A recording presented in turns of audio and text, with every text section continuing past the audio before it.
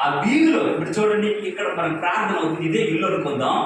వీధిలో ఆ రోడ్డు మీద అనుకోండి, తిన్నగా ఈ వీధిలో తిన్నగా అక్కడ వదిలేస్తే అప్పుడు ఆయన దర్శనం అనుకున్నాడు. అది దేవదూత విడిచిపెట్టిన తర్వాత ఇది నిజమే అని అప్పుడు తెలుసుకొని వచ్చాడు. తలుపు తట్టుతూ ఉంటే హల్లెలూయా ఒక చిన్న పాప పేతురు యొక్క స్వరాన్ని విని గుర్తుపెట్టి వెళ్తే ఏం కాదు అని ఆ ప్రార్థన చేసిన వాళ్ళు కూడా నమ్మలే. దేవుడు కార్యం చేశాడు, కానీ ఆరు ప్రార్థన చేసి ఆ ప్రార్థన నమ్మలేదు. ఈ పాప అయితే గట్టిగా ఖచ్చితంగా చెప్తుంది, పేతురు కూడా గట్టిగా తలుపు. అప్పుడు వీళ్ళు తలుపు తీసి ఆ దేవుడు ఆయన పట్ల చేసే కార్యాన్ని వివరణ. నీకు నాకు దేవుడు సూపర్ పవర్ ఇచ్చాడు. హల్లెలూయా. ఎప్పుడు అంటే ఆయన ఆలయముగా నువ్వు ఉన్నప్పుడు, ఆయన ఇల్లుగా ఉన్నావు. హల్లెలూయా. ఓకే, మనము ఇల్లు కట్టేవారము. ఎవరికి? దేవునికి ఇల్లు కట్టేవారము. దేవునికి మందిరాలు మనము మందిరాలు కట్టేవారు. అంటే మనము చర్చిలు కూడా కట్టేవారు. మనము దేవునికి ఇల్లులు కట్టేవారు. హల్లెలూయా. ఇది ఎలా సాధ్యమో? సువార్త ద్వారా. తదుపరి నీకు దేవుడిచ్చిన అధికారాలను ఉపయోగించడం ద్వారా. తర్వాత దేవునికి మనము సువార్త చేయడం ద్వారా ఆహారాన్ని పెట్టేవారము. దేవుని ఆహారం ఏది? వాక్యము మనకు ఆహారం. దేవునికి ఆహారం ఏది? యోహాను సువార్త లేదా ప్రకటన గ్రంథం.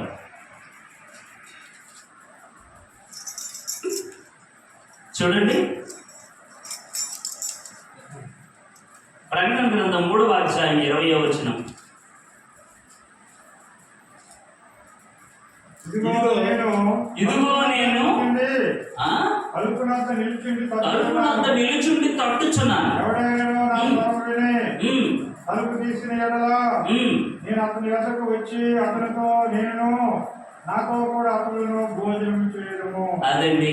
హల్లెలూయా. తర్వాత ఇంకా క్లియర్ గా ఉంటారు చూడండి, యోహాను సువార్త 4వ అధ్యాయం 34వ వచనం.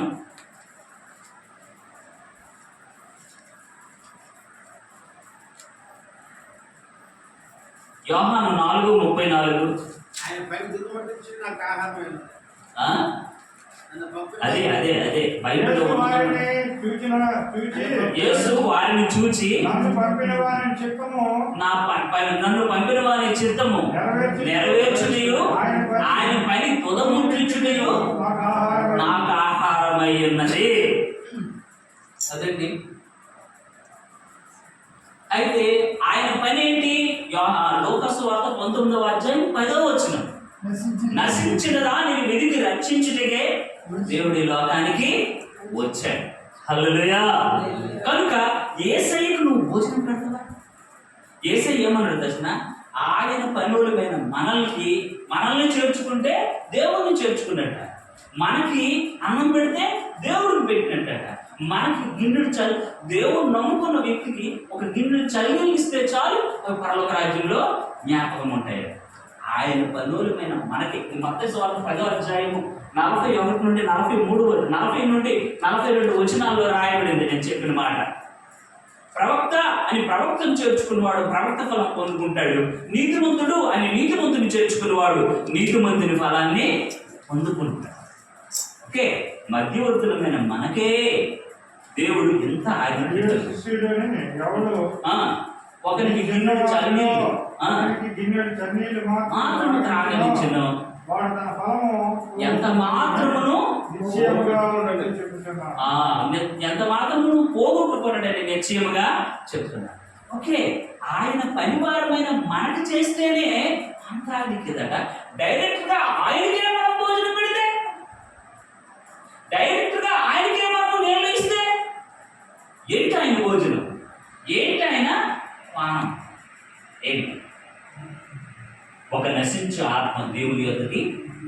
అందుకేనండి ఈ మిషనరీస్, హల్లెలూయా, ఈ వాక్యం మర్మం ఎరిగిన వారు లక్షల కొలది కోట్ల కొలది వారి ఆశంతా కూడా దేవుని కొరకు ఖర్చు పెడుతున్నారు.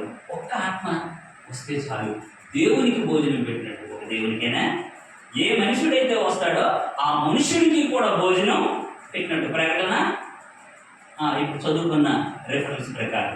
అంతేకాదండి, హల్లెలూయా హల్లెలూయా హల్లెలూయా. ఒకసారి చెప్పండి, హల్లెలూయా హల్లెలూయా. Thank you. లూకాసు వార్త 15వ అధ్యాయం 7వ వచనం. లూకాసు వార్త 15వ అధ్యాయం 7వ వచనం 10వ వచనం చదవండి. ఎంతటితో నేను ముగిస్తాను.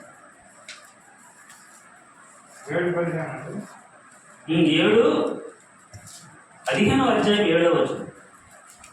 అటువలే మారు మనసు అక్కర్లేని 99 మంది నీతిమంతుల విషయమై కలుగు సంతోషం కంటే మారు మనసు పొందు ఒక పాపి విషయమై పరలోకమందు ఎక్కువ సంతోషం కలుగును. పరలోకములో ఎక్కువ సంతోషం కలుగును. తర్వాత 10వ వచనం కూడా చదువు. 15:10. అటువలే మారు మనస్సు పొంది ఒక పాపి విషయమై దేవుని దూతల ఎదుట సంతోషపడగలడు మీతో నిశ్చయముగా చెప్తున్నాను. హల్లెలూయా. కొన్ని English IRSP international review standard version అని ఒక Bible, English Bible. IRSP international review standard version అనే బైబిల్లో రాయబడింది ఏంటంటే, హల్లెలూయా, ఒక్క ఆత్మ రక్షింపబడదట. ఇప్పుడు చూడండి, 99 గొర్రెలు విడిచి ఒక్క గొర్రె వెతకడానికి వెళ్ళాడు. అది దొరికిన తర్వాత ఇటు ఇరుగు పొరుగు వారందరికీ కూడా ఆయన పార్టీ ఇస్తాడు, విందు ఇస్తాడు. అలాగే ఒక నశించు ఆత్మ, ఒక మనుషుడు రక్షింపబడితే పరలోక రాజ్యంలో పార్టీ అంట. పరలోక రాజ్యంలో పార్టీ. పరలోక రాజ్యంలో ఎవరుంటారు? లెక్కలేనన్ని దేవదూతలు, శరాపులు, కెరూబులు, తర్వాత ఇంకా 24 పెద్దలు, 4 జీవులు. వీళ్ళందరికీ కూడా ఒక్క ఆత్మ రక్షణ పొందితే వాళ్ళందరికీ కూడా పార్టీ. అంటే హల్లెలూయా, నువ్వు ఒక్క ఆత్మను దేవుని యొద్దకు నడిపిస్తే ఆ ఆత్మకు ఆ వ్యక్తికి భోజనం పెట్టిన వ్యక్తి అవుతున్నావు, దేవునికి భోజనం పెట్టిన వ్యక్తి అవుతున్నావు, లెక్కలేనన్ని దేవదూతలకి కూడా భోజనం పెట్టిన వ్యక్తి అవుతున్నావు, 24 పెద్దలకి భోజనం పెట్టిన వ్యక్తి అవుతున్నావు, 4 జీవులకి కూడా భోజనం పెట్టిన వ్యక్తి అవుతున్నావు. ఈ భోజనం వల్ల, ఈ అన్నం వల్ల పుణ్యం నీకేం కలుగుతుంది? హల్లెలూయా చెప్పాలి, హల్లెలూయా.